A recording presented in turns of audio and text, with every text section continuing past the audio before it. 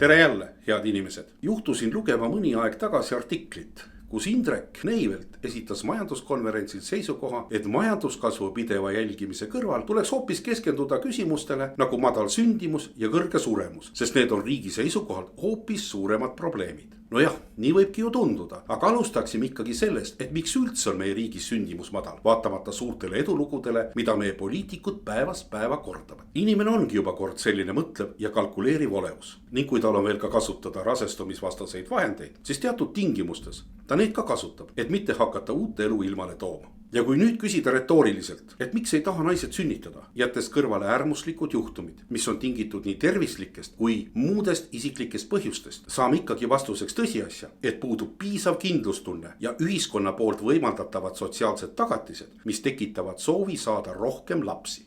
Tõesti, meil ei oleks mõtet rääkida majanduskasvust rohkem kui madalast sündimusest, aga majandusest tervikuna ei saaks me selles teemakäsitluses kohe kindlasti mööda vaadata. Ükskõik milliseid ühekordseid meetmeid või abinõusid sündimuse suurendamiseks ette ei võeta, ei suurene sündimus seetõttu mitte üks raas. Põhjus peitub lihtsalt konkreetselt valitsevas ideoloogilises majandusmudelis, mida ei kompenseeri ühekordsed lastetoetused või tühine emapalk. Teemasse süvenedes kerkivad esile inimeste käitumist mõjutavad faktorid, millisteks on antud juhtudel hüved ja väärtused, mis iibe suurenemise kontekstis mõjutavad vahetult teineteist ja vahest enamgi kui muudes eksistentsiaalsetes eluvaldkondades. Laps on vaieldamatult väärtus, millega kaasnevad mõningased hüved, kuid need hüved ei kaalu tänases majandusruumis kaugeltki üles väärtusi. Seega ei ole need mõisted oma mahult võrdsed ning hüvede saamise nimel ollakse valmis väärtustest loobuma. Normaalses elujaatavas majanduskeskkonnas peaks laps olema oma vanemate jaoks eelkõige tulevaste hüvede allikas. Kuid laps on muudetud väära majanduspoliitika tõttu luksuseks, mida ei saa paljud vastutustundlikud ühiskonnaliikmed enestele lubada.